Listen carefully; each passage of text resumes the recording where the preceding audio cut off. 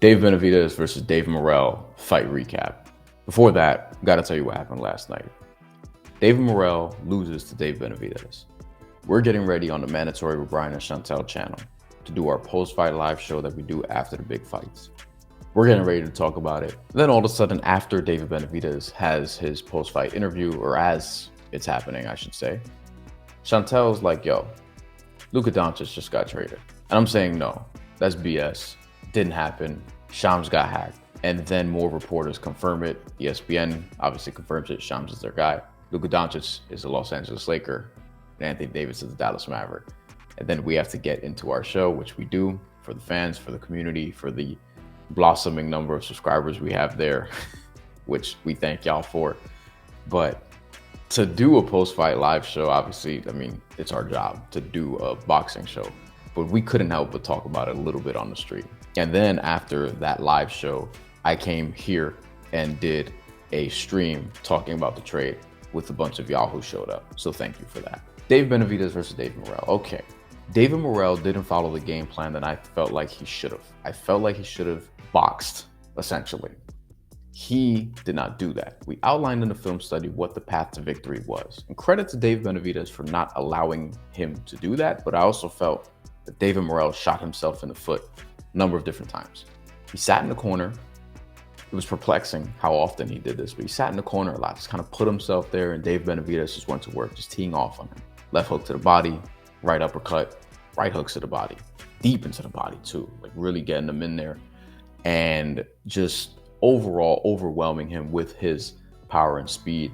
And David Morrell didn't look like he was heavily flustered in a way where, oh, he's gonna just do this and ruin me. But it was more so the inactivity between those combinations. He didn't hit him enough in between these shots to sort of knock David Benavidez off balance. That was the key thing for me. Stood in the pocket for way too long. And he was seemingly okay with exchanging with David Benavidez, which I thought was a faulty game plan. And David Benavidez was able to get the fight he wanted, and he took advantage of it. So shout out to him. I think that the inexperience could have been a factor with David Morrell. The professional inexperience, that is. Obviously, he got a ton of fight experience, but professionally, hasn't been in there with a guy like David Benavidez, hasn't been in that many of these high-profile fights. He's been a champion, but he hasn't fought a fight this big. Maybe that's part of it. He looked confident going in, but not really sure what happened there. And David Benavidez was just allowed to tee off. And that was the thing that really hurt David Morrell.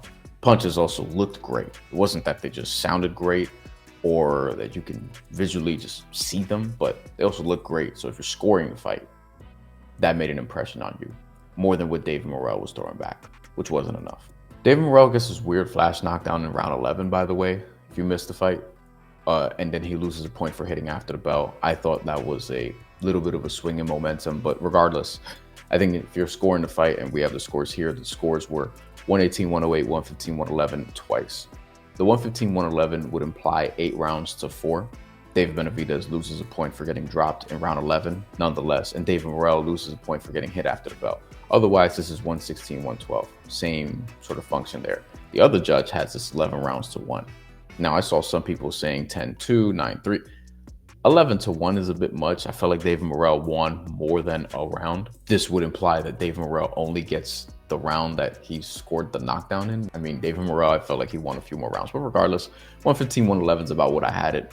And I could see it being more lopsided for David Benavidez. I actually think 115, 111 is the closest you justifiably could have it, if we're being honest here. I don't think David Morrell won more than 4 rounds, and I think on most cards he probably got 2 or 3.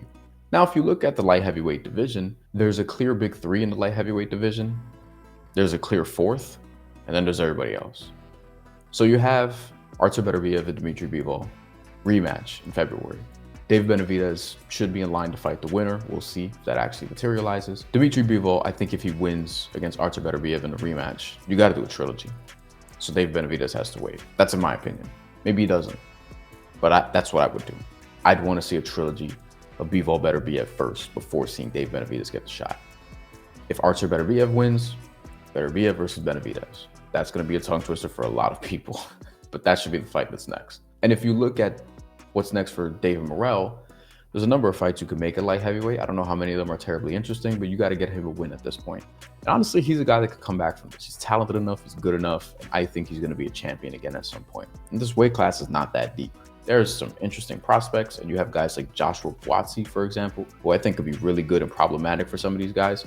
But there's a clear top 3, a clear number 4, and then we work our way from there. Is anyone from super middleweight going to come up? Because that's what David Benavidez and David Morrell did recently. There are a lot of talented super middleweights, all of whom are kind of waiting to get a big shot. Some already have. Are guys like Jaime Munguia going to move up if he beats Bruno Sarase? What's going to happen with Edgar Berlanga and Diego Pacheco? Is Christian Mbili going to get fed up if he doesn't get the Canelo fight in May? And is he going to move up? There's a lot that could happen. Osles Iglesias at super middleweight right now. Like, there's so many guys at 168 you could make a tournament. And Canelo Alvarez is obviously the champion, but it looks like he's going to fight Terence Crawford next. So with me, with David Benavidez, it's like he gets a stay busy fight next if Dimitri Bivol wins. And if not, you get Artur Beterbiev versus David Benavidez if Beterbiev beats Dimitri Bivol. It's a lot of B's, man. Just tongue twister, a lot of B's. I'm still recovering from this trade, and the fights last night were great. And then with David Morrell, get a fight you can win next, back on your trajectory to championship level. But overall, very good performance from David Benavidez. Like, hats off, for real. That was a great fight.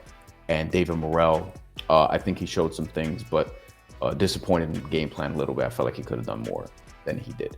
Elsewhere on the card, real quick, Stephen Fulton versus Brandon Figueroa 2. Stephen Fulton wins again. Stephen Fulton, who a lot of people wrote off because he got dropped in his last fight and clearly lost by devastating fashion against Naoya Inoue. Took over a year off, came back, was underwhelming, and leading into this fight was a 2-1 underdog. And he looks the way he did. Jorts and Tims. Granted, I'm sure it was boxing style jorts, if that's the thing, and boxing style Tims, you know, with the design, whatever. You just got to look at it. Just go look at it. Look at a photo of it. But he did what he did. He shut down Brandon Figueroa. Won, I thought, 9, maybe even 10 rounds. It wasn't even close. Hats off to him. That featherweight division is really interesting.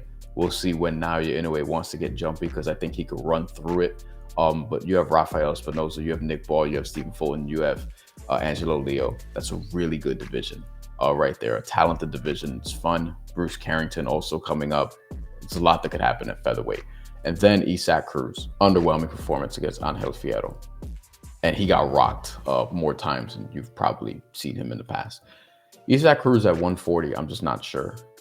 He's been a champion there, but he did it beating Rolly Romero, who should have lost to Ismael Barroso. And Isaac Cruz, I think, could get outboxed by a lot of guys at 140. I think he's really good. He's a big name, and he's probably going to get another title shot, because you have Alberto Puello versus Sandor Martin.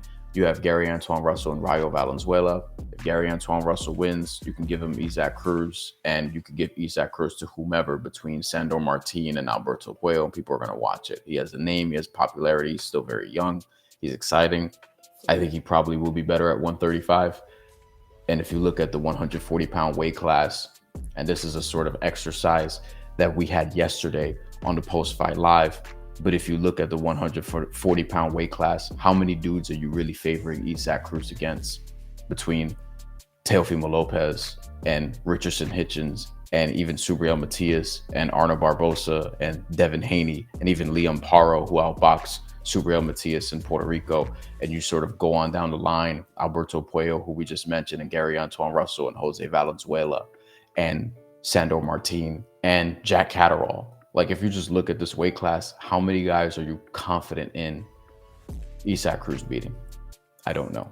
But I think because he is who he is, he's going to get another title shot. And ultimately, I mean, it'll be fun to watch, but I'm lower on him than consensus. I know he has a lot of super fans, and I know he has a lot of people who think that he's like the Mexican Mike Tyson or the next Mike Tyson or whatever, and I just don't see that. I think he's a guy who's fairly one-dimensional, who struggles to cut off the ring, who can get hit, who is very explosive, devastating power.